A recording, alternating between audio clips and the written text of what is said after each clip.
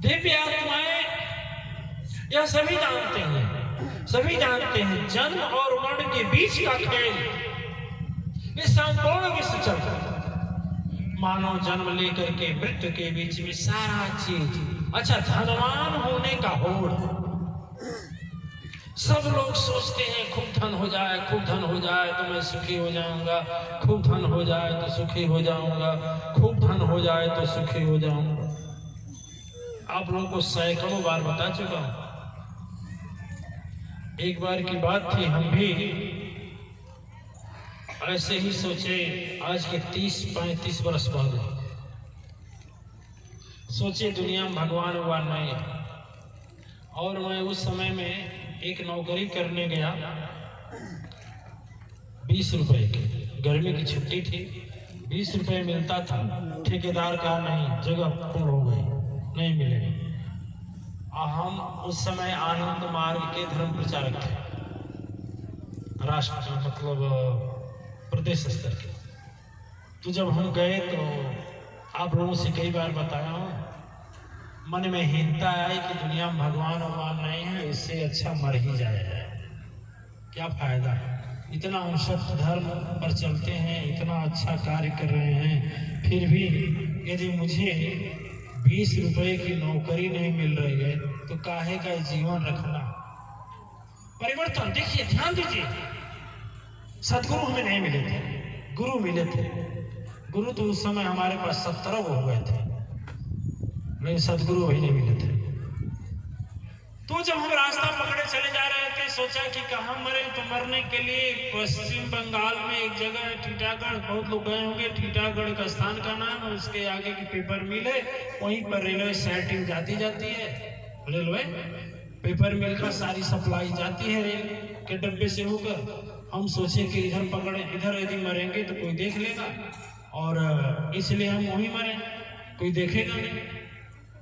लेकिन हमसे तो मान लीजिए ऊपर वाले को कुछ और मंजूर था, आप लोग जैसे देवी और देवता मुझे मिलने वाले थे, तो इसलिए आप लोग हमारे भाग्य में थे।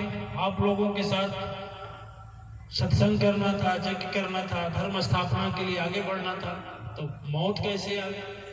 हम जब चले गए, और जैसे तो ऐसा होता है कि आप लोग देखते होंगे कि जब ट्रेन आती है तो इस बगल का भी फाटक गिर जाता है, सड़क के उस बगल का भी फाटक गिर जाता है, दोनों ओर के सड़क का फाटक गिर गया। और हम इंतजार करने लगे कि अच्छा आप चले आवे, और फाटक गिरने के कुछ देर के बाद अब ट्रेन आती है, तो हम सोचे ट्रेन आवे तो तब अपना जीवन अंत करो। लेकिन जैसे गए, एक नारी की चिल्लाने की आवाज है बहुत तेज, तो हम सोचे कि अब तो मरना ही है। जब पीछे आकर देख रहे हैं तो जो नारी थी वह एक नई नवेली दुल्हन थी, उसी दिन उसकी शादी थी, और गौरीपुर जूट मिल के मैनेजर के लड़के से शादी हुई थी, और वो आ रही थी, शादी करा के आ रहा था। जब आ रहा था तो हम जब चिल्लाई जोर से, तो हम सोचे कि मरना ही है तो क्यों नहीं किसी का उपकार करके मरे, उपकार करके ही मरे। अब तक हमारे दिमाग में ही बात आ रहा था कि धन ही सबसे बड़ा है, धन ही सबसे बड़ा है। लेकिन जब ऐसी बात हुई तो हम उस जो दूल्हा था, गाड़ी रुकी हुई थी, रेल क्रॉस कर लेती तो रेल का जो क्रॉसिंग था, फाटक उठता, फिर गाड़ी जाती। तो जिस कार में बैठी थी वहां गए, बोले बात क्या है, बोली बहुत तेज भयंकर पेट में दर्द है। फिर इसको हम लेकर गए, थोड़ी दूर पर डनलप है, एक डॉक्टर थे, MBBS थे उस समय, MBBS का ही बहुत महत्व था, और एक MS को बुलाते थे, दोनों लोग वहां पर मौजूद थे, हमारा थोड़ा परिचय था। जब वहां ले गए तो जो पैसे की तो कमी थी नहीं, एक ही बात हमको याद है, देखो हमारा हृदय परिवर्तित कैसे हुआ, आपको याद दिला रहे हैं। अब जब वहां डॉक्टर के पास हम ले गए तो डॉक्टर के पास उसका जीवन साथी बोला कि डॉक्टर साहब तराजू के पलड़े में एक और मेरे पत्नी को रखिए और एक और कागज का नोट, जितना हो रख लीजिए। लेकिन यह मेरी जीवन साथी है। आज पहली शादी, सदी के पहला दिन जा रहा है, अभी तक हम लोगों ने जीवन का एक कदम भी नहीं चला। कृपा करें। और जैसे डॉक्टर कहा घबराइए नहीं, कुछ आवश्यक जांच है, करने के बाद हम करेंगे। पैसे की बात तो अलग है भाई, हमारे ऊपर भी तो कोई सत्ता है ना। दिव्य आत्माएं, आप लोग कहा नहीं मानेंगे, आज भी जब सुनते हैं तुम्हारा हृदय एकदम पूरा रोम रोम कांप जाता है। अभी जांच ऊंच आने में देर थी, इतने में वह दुल्हन खड़ी हुई और जैसे ओ शब्द होता है, ओ ऐसे बोलना शुरू की या मुंह से खून बहना शुरू हुआ। जब तक शरीर के अंदर जितना खून था मुंह से सारा बाहर निकल गया और खून फर्श पर फैल गए, उस पर तड़पने लगी, हाथ पांव पटकने लगी। सब लोग देख रहे हैं, लेकिन जो उसका जीवन साथी था पत्नी के ऊपर गिर गया, चिल्लाने लगा, शरीर को ढकने लगा।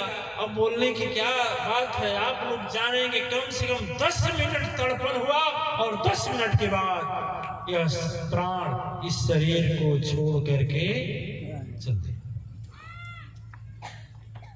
दिव्य आत्माएं, हमारे सामने की घटना है, आप लोगों के सामने की तो है नहीं। हमारा हृदय एक बात चिंगाड़ करके बोल रहा था कि आज अभी 5 मिनट पहले इसका जीवन साथी कह रहा था कि डॉक्टर साहब जितना भी पैसा लगे बचा लीजिए, एक तराजू पर इसको रखिए, एक तराजू पर पैसे को रखिए, मैं देने को तैयार। अंतःकरण से एक जवाब आया, हृदय से बात आई कि बताओ, मैं 20 रुपए की नौकरी नहीं मिला तो प्राण देने जा रहा हूं। परिवर्तन देखिए, परिवर्तन। 20 रुपए की नौकरी नहीं मिला तो मैं प्राण देने जा रहा हूं, और कम से कम ऊपर वाला 20 रुपया मुझको नहीं दिया तो फिर भी मुझे शरीर तो दिया। 20 रुपए की नौकरी नहीं दिया लेकिन ये शरीर दिया है। ऐसी मेरे सामने अरबपति आदमी है, इसके पास करोड़ों की संपत्ति है, फिर भी यह संपत्ति दे करके अपने जीवन साथी को नहीं बचा पाया। तो कम से कम इससे भाग्यशाली है कि नहीं है कि नहीं है? समझ में आई बात यार? कितने दिन आपको बताता हूं, कितने लोग सच है, कितने लोग धन के लिए धर्म को छोड़ देते हैं। ठीक है, धन के लिए धर्म को छोड़ देते हैं। गुरु जी के यहाँ जाएंगे तो पैसा लगेगा। अरे गुरु जी पैसा किसी से मांगते हैं? बोलो ना महाराज जी, किसी से पैसा मांगते हैं गुरु जी कितना पैसा दो? नहीं। ईमानदारी से बोलिए, तो फिर जगह छोड़ने की क्या जरूरत है? अरे जगह छोड़ने क्या जरूरत है? हाँ, जब सदगुरु धर्म का कार्य का आह्वान करते हैं तो बोलते हैं कि धर्म कार्य के आह्वान कर रहा हूं, जो इस धर्म में सहभागदारी निभाना चाहे वह आगे बढ़े। तो लोग बढ़ते हैं, बोलते हैं। यदि आपकी व्यवस्था नहीं है या नहीं देना चाहते तो मत दीजिए, लेकिन धर्म काहे को छोड़ेंगे, सदगुरु काहे को छोड़ेंगे? समझ में आ रही बात? ध्यान जी।